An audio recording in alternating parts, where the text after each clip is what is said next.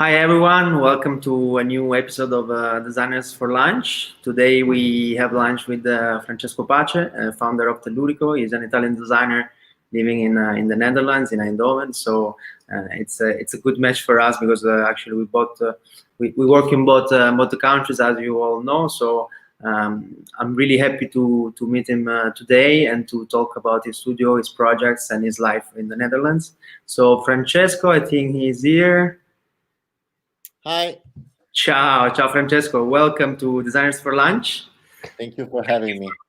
Thank you for being with us. So I really wanted to have your project actually in our exhibitions this year because we have been following you for a while. So we are really happy to have you with us. And to know more about you, to let our users know more about you. So you graduated in 2017 Yes. At the Design Academy of Eindhoven. And then you stayed there, you worked there. How is to live there, to work there for an Italian designer, to live in the Netherlands and to work there? I have to say that the beginning was a little bit, in a way, it was kind of natural, and it was also like complicated. When I started like the design academy and I was studying there, like the approach of the design academy was completely different from the approach of the Polytechnic of Milan, because I studied there before. And that one, at the beginning, I got some struggle into really on the approach of learning, because in design academy there is all this approach of thinking through making. Meanwhile, in the Polytechnico, there is really an approach of before. A lot of theory.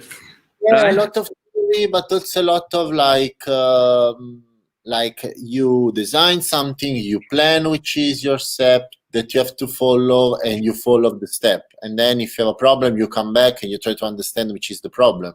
Instead, in design academies, it was very much like, okay, let's try, let's make it.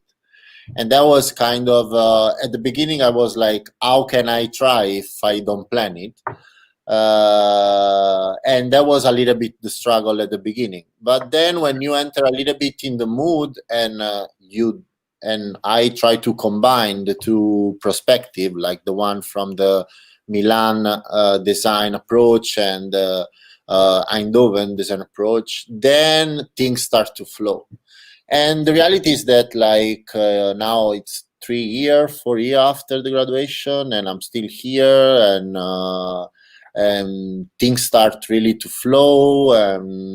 I find comfortable with in my studio, with my studio mate, and Eindhoven has that approach of big spaces, a big community of people that share your interest, and there is not a lot of life like in Milan, but it has its pros. So actually, like to have both you said the educations, the Italian one and the Dutch one, helped you in your work in the end. Definitely, of course. This was really like I think the plus of my approach, of my studio. It's something that I mean, I'm still like cultivating and growing both approach, but Of it's course. something that really helped me out. Like try to have both a theoretical approach and like a very thoughtful approach, to another which is more let's just try. go in the workshop and try it out Yeah. and make it and see how it works. That's the one I like, actually.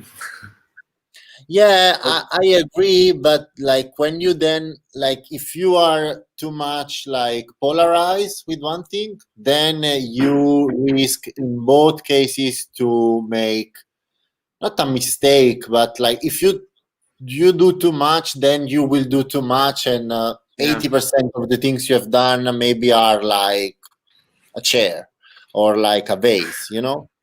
And if you go too much in the theory, then you got lost and you enter in a sphere which is like philosophical, or it's like very theoretical. So I always think that this kind of 50-50 approach, Balance. like, yeah, try to balance out like I go in the studio and I make when I know also what I'm making and why I'm. So that's really interesting to hear. What I think it make the difference in a way, or in this is like the balance. So that's what you brought you then to found Tellurico, your studio, your design studio. That actually, like, I was curious about it as well, because Tellurico in Italian means that comes from art. Like, why this name? Why this name? Even if I can imagine it, like, and how did it start? How did it go? How were the first years of having your own design studio? I think we lost the connection with Francesco.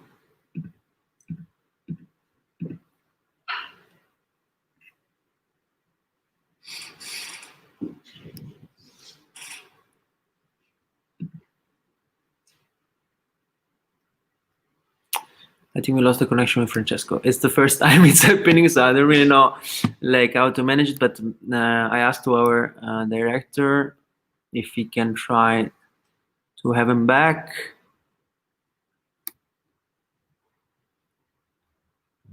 No. Okay, so we make a quick pause and we'll come back with Francesco. I promise.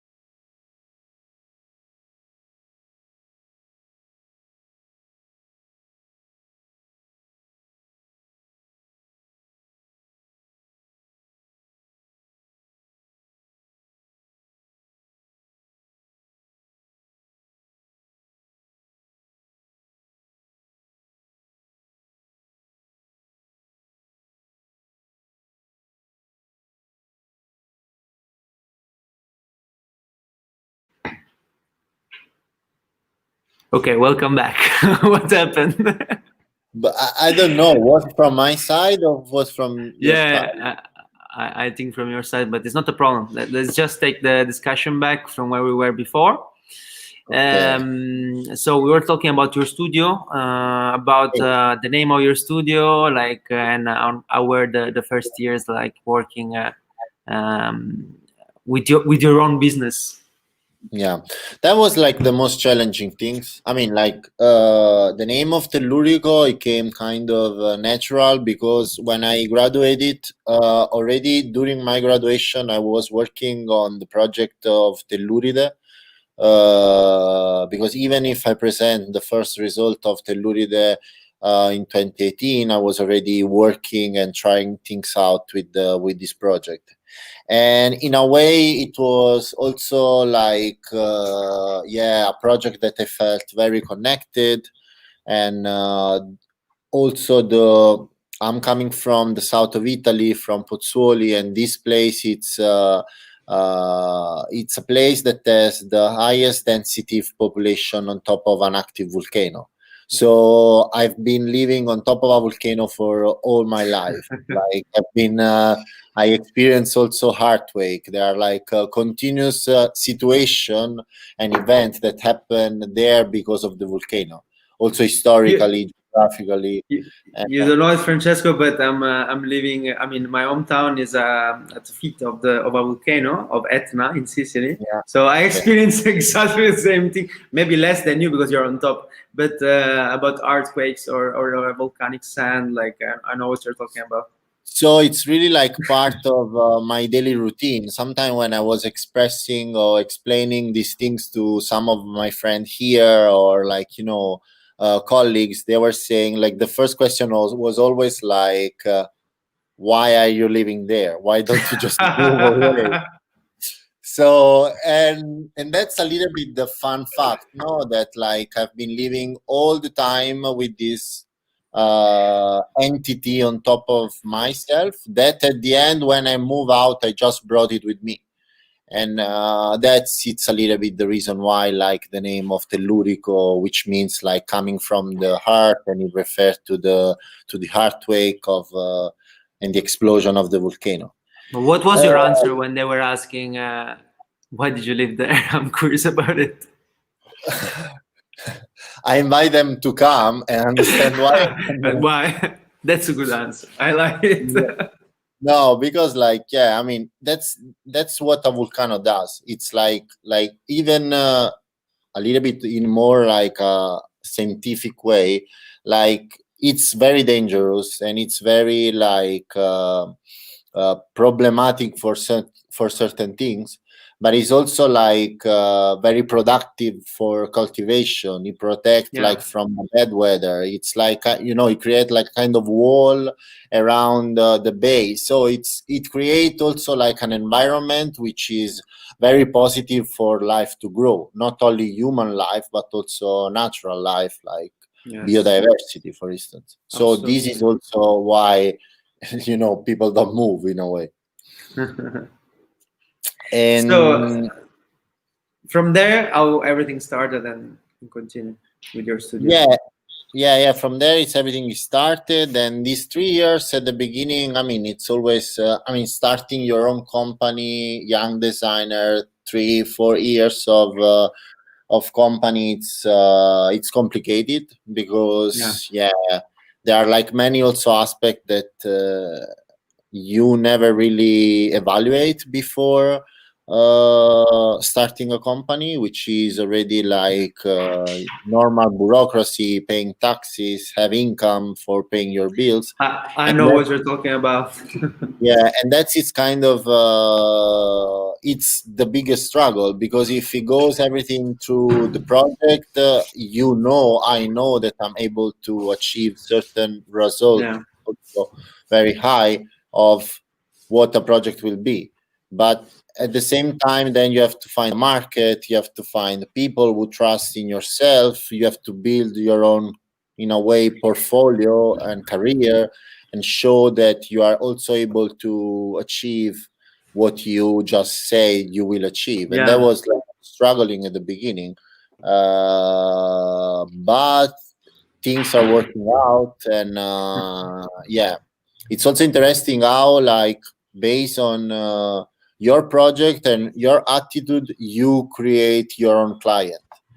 Because sometimes in a way, like, you expect I don't know, certain things to happen from one side, that can be collector or can be a show and things like that. But in reality, you understand that then income can enter from different things that you can do for client.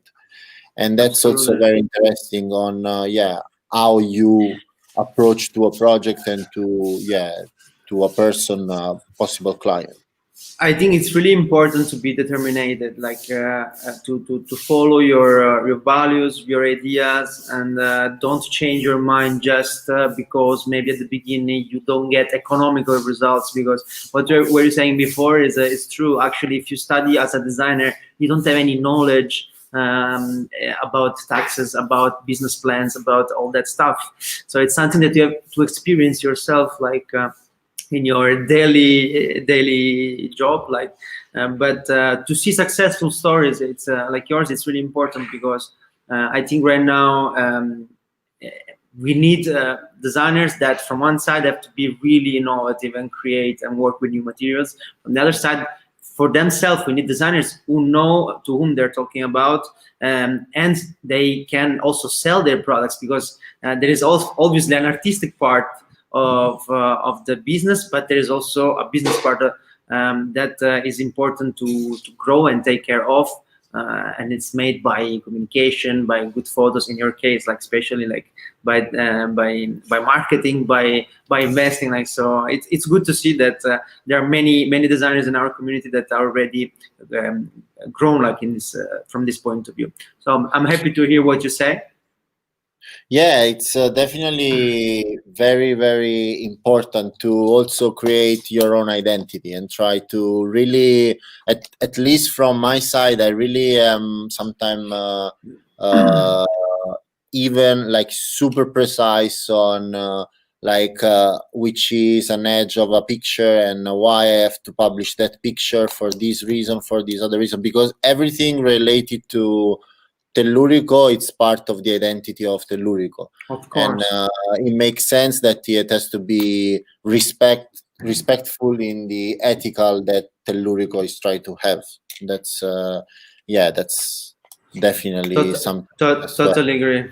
Totally agree. Yeah. So tell us a little bit about your projects. We will talk about Telluride, but tell us what is the fil rouge also between all your projects. What are your projects? I don't know if you can show us something.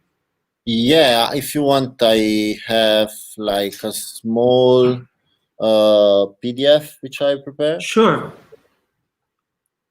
Can you see it?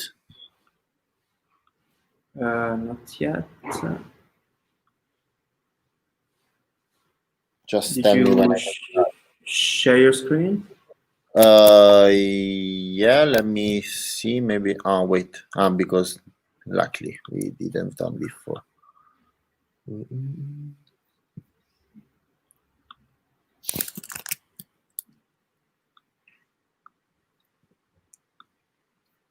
Wait. Can you see it now? Yes. Now it's Great. coming. Yes, perfect. So yeah, I mean, I already said that is like Tellurico is a multidisciplinary studio based in the Netherlands, and I am basically specialized in object and installation design. And yeah, what I really always try to investigate, which is very interesting to me, it's how like production process and environment are related, and why certain craft kind of are specific from one place instead of the other. So I always kind of work with the context I'm inside. The context can be really much like a social context, a political context. Like in the case of Telluride, is more like a geological and geographical context, and how these contexts, influence tradition, history, production method, and etc. So I don't know. For instance, last year I presented this project, which was part of this exhibition, which is Geo.design. That now it's also a master in Design Academy of Eindhoven, where they asked us to basically investigate something related to junk and try to understand which were like the motivation behind this new material, which is the junk. And I developed this project, which is Unchecked Chain, and it's basically related to the garbage emergency in the early 2000 in Campania, and now change certain part of the region. So the actual idea, basically, it was like, I mean, I was collecting a lot of data, a lot of video, a lot of interview, a lot of article about everything was happening. And since all the material I was collecting was very much related to video, I decided to design this video installation, which was 6 video, 1 projection, and 5 screen, where I was showing all the side of the project itself. So yeah, basically I'm not gonna go precisely in each video because it's a very long project. But basically, any side of the any screen was showing side of the issue and was what happening on a political level, on a geographical level, on a geological level, and was giving information about the whole project. That's very interesting. And this is like I always show this. I mean, this is like a small 3D view during the presentation. So basically, you have this kind of round screen all around in the room. And the reason why I show this project is because, since the commission was coming from Design Academy and Van Abbe Museum of Eindhoven, since the topic was related to something which is physical but also like a very big scale, so the only way of showing was a video. I came out with the idea of the video installation. And the approach I have is always to analyze and study the context on which a project is commissioned, it will be show which is the context of the topic I'm working on it, and based on that I design which is the output. So this output is completely different from the output of Telluride, but still the approach is basically the same. So the process is the same, but in the end you have a completely different project result. That's definitely the whole point. Like having completely a different, always the same approach, but don't really take any decision beforehand, but just like create that set of rule that then will take you, okay, this decision is right, that's wrong, so we go for the right one. Another project which I also presented during the Dutch Design Week, it was so before being in this studio, I was in another studio in Tongerle, which is a district of Eindhoven. And in this place, in this district, there is a very iconic building, which is the Carregat. And the iconography, the icon of this building was this pillar, this tower you see in this picture.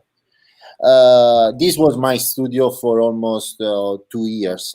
Actually, for all the time I was in the master, this was my studio. After a while, we had to move out, but we had the time to organize an exhibition in this studio.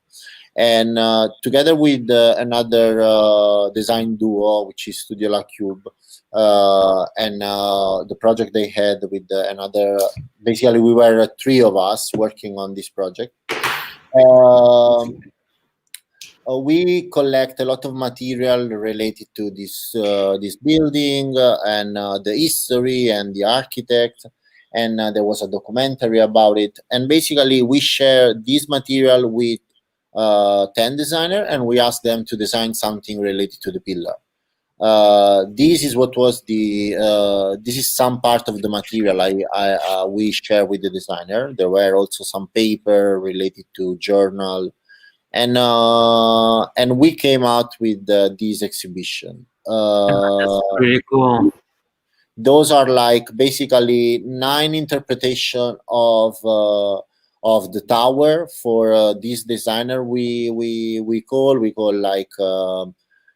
now I don't have all the name, Audrey, Andres. They were all designer involved in the exhibition, and we came out with this format of everybody can give their own identity, their own interpretation of the tower.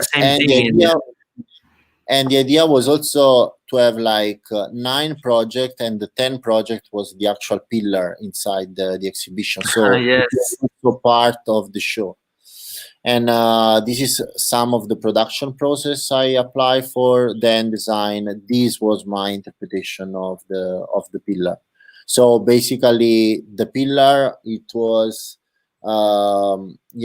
very much like something that it was used for unite space and not for divide it. That was the kind of innovation of this pillar, and also the fact that because it was one big space, and it didn't had no front, not back, not left, not side. So basically, this is how I design my object, an object that has like different function. So it can be a seat, can be a shelf, can be a coat hanger, and it has like no back and no front. It has it can be approached from any side. And this is like in an exhibition in Casabel, which is a gallery in Barcelona. That's great. Bravo. So those are like very different approach, like similar approach, but for very different projects. So which goes from installation design for a museum, object, exhibition design, and so on. Really interesting. Great to see it. I see Telluride here, so I go further with my next question. Like that is about that. So now we talk about Pozzuoli. We talked about the volcano, but what is the relation between the volcano and the project itself? Because it's the material research behind that starts from there. Yeah.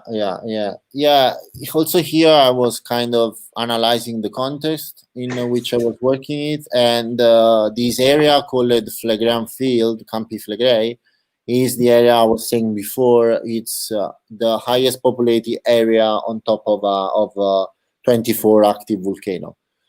In the map I'm showing you, there are some of the volcano. Like you can see the yellow dot is like where my family live, and how the volcano are around the area. Amazing. So this has like a lot of different influence on what.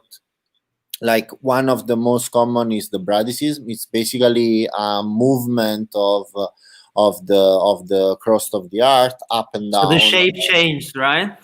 Yeah. It's like imagine that underneath all this volcano there is a chamber, right? And under this chamber there is lava. The lava is always composed between lava and gas. So sometimes the gas fulfills the chamber and the chamber goes up. Some other time gas goes out and then the chamber deflated. So basically it's like breathing area all around, and that it was created bradysism. And for instance, this picture I made it like 2 kilometers from where my family live. That it came out this like let's say explosion of gas and water, hot water, and there are places like this one, which is an aerial view of the Solfatara, which is one of the volcano which is there.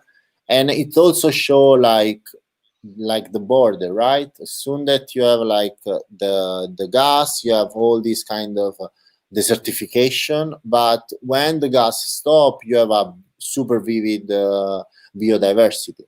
So there is always this contrast between what they give and what you take from the volcano. And also like historic wise, like basically there was this city that was destroyed by an explosion, which is basically straight in front of underwater sea, straight in front of the bay. And also this one kind of show you that it's very ephemeral, your life there, because everything can change in a very little time. So I really basically started like in a very let's say like easy way, like super simple approach. So I really start to take like a few sample, collect them, and see how I can work with them. And I found out that the most interesting way, like the most easy way for working to it, it's like basically melt them in an oven, like in a ceramic oven. And this was like meanwhile those are the sampling of the project. This one is like the first time I achieved to basically combine lava and porcelain. What I observed, basically what you see is before and after when you put the object into the kiln and when you take it out. And what I observed before arriving to this conclusion is basically that the lava has like a very big concentration of silice, and is the same material. It's the same element which is present in the kaolin of the porcelain. So the two materials together, basically, they combine, and they create like a stronger porcelain. Instead of fighting each other, they really combine in a chemical way, so they bond together. And the one you see on the right is basically the final result of the object, of the material itself. So all It's this crack. fantastic because it's not just something beautiful like and different than what you can see, but as you said, it's also functional. So the ceramic is stronger and Yeah. can last longer. Like so, it's really interesting, this project.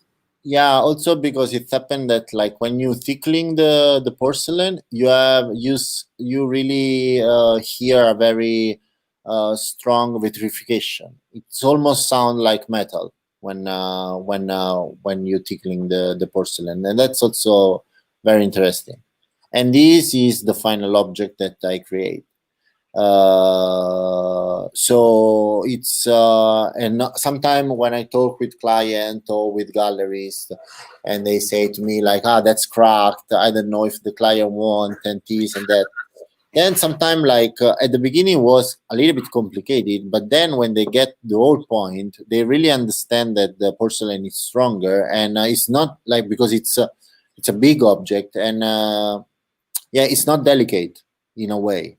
It's quite like it can of course, if you just mash it on the floor, you're gonna broke, but like, it's a strong object. It's not delicate in a way that you touch it and it break. And it's a unique piece, so it can have imperfections or damage. Like, but the important thing is that the final result is functional, like artistically beautiful, and it comes out from a big research. So I think it's really fantastic.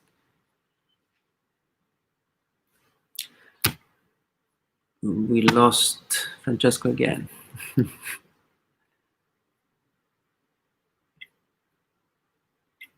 Let's see if he can come back.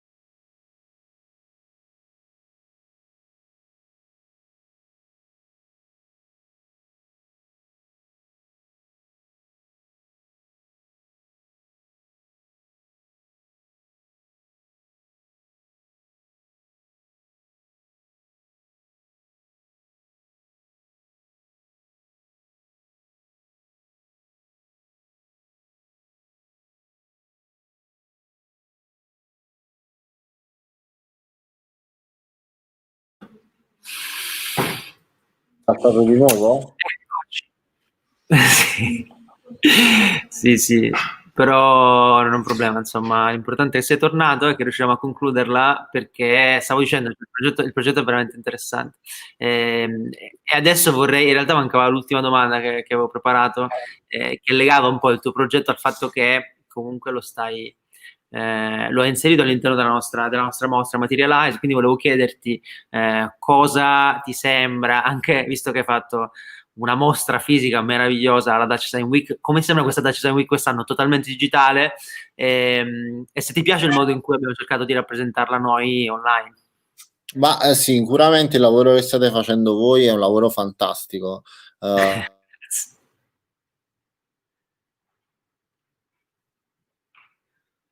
Abbiamo perso di nuovo Francesco.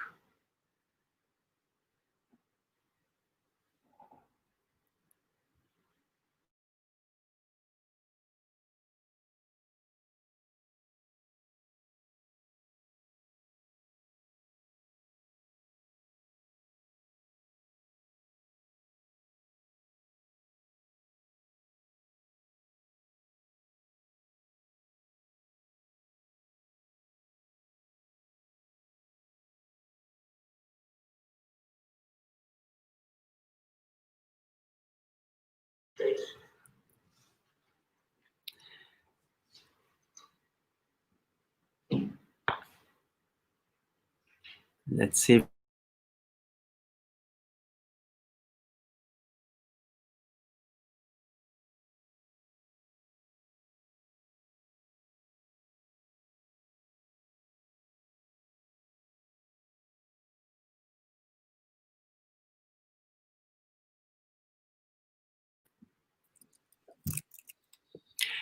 Welcome back. Yeah, Welcome back, Francesco. Like I'm we sorry.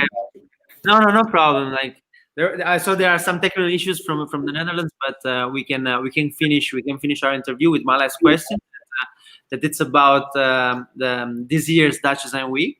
So we saw your previous exhibition, and I wanted to know how are you living this digital instead of physical version of the Dutch Design Week, and what do you think about the way we represent it online? No, I think the work you have done with all the digital side point of view, it's fantastic. It's a very big work. Also, I was looking last week all the digital city you design and the different office or studio for all the designer, and it's impressive. Of course, You it's like it? for design for designer and for design having like a digital and I think also you as organization having a digital platform, it's positive, but there is nothing like the physical show. Totally agree. Totally agree. Because like from one side, yeah, like I can express, and I was lucky because I was invited from you to show my project and talking about my project, and we had this time, and that's fantastic. But like many person and many client and many also only people interested, they really need to come see, touch it, and Yes. understanding the research, talking like one-on-one with person. This is very complicated to be substitute from the digital one. And my thought, it goes also to all the graduated this year that they Yeah. wait for They really bad luck. yeah, graduation show. It's a big things of Dutch Design Week, and it's I a big things. I've been like a design academy student, and you really work toward that finish. You really work toward Go. that event, because it's like a lot of people passing through, a lot of international curator coming for seeing your things, and for them having a digital things. There are also a lot of them. There are Very 200, limited. 300 graduated, Very so limited. that's I, a pity for them. like with us, like we were preparing the physical exhibitions. Everything was ready actually. So because it was really, like just a couple of weeks ago, the event cancellation, the physical part. So it's exactly the same. Also for us, we were excited that finally this year we were going to have a physical event after the cancellation of the Milan Design Week. But I mean, this is the situation. This is what we can have right now, and we're just trying to give our best, to do our best for what are the tools we have available, and to give the best experience possible, at least online, to visitors with virtual tours, with the graphic interface, with the images, videos. But of course, we can't wait to have again a physical event as soon as possible. Then it will be also like together with the digital event. So I think they can be perfectly integrated, but the physical part is really necessary. So I hope the positivity now is that, like, you as Isola Design District, you have all the system in place for having a super huge support, which is digital, which usually it's always missing when you have like a physical show. Sometimes you focus a lot on the physical show, that then like you don't have anything digital. Sometimes you even don't have the picture of the object when you do a show. Now you have everything in place and can really work towards, like, when it will happen again, that we will have like physical show, working already with this digital platform that you create, which is fantastic in my opinion. That's actually our idea, because once Milan Design Week was cancelled, we had the time to work on something different. So let's say it was a really bad period, but we had somehow also the luck to focus on something new or something bigger, and to make the project change, to change its shape a little bit, to be more international, to be working all year, because we started as an event that was happening only in April, only during Milan Design Week. Now we are a platform that works all year long. Our goal is to make even more events during the year that can be physical, supported by the digital part. So with a community now with over 300 designers online, we can still grow a lot, and so that's our direction. But again, like the physical part of the events and the platform, like, is really important for us. So I hope that next year we can have that as well, and I hope to have you also physically in our next year's events. Thank you very much, Francesco, for being with us. So much. Sorry for the internet; it's not my fault. No problem, and good luck with the rest of the event and with your next steps, next projects. I hope to see you soon in the Netherlands or in Milan. I hope to see you soon also. Have a great day, and goodbye, everyone. See you tomorrow with River Shen and another episode of Designers for Lunch. Thank you. Bye.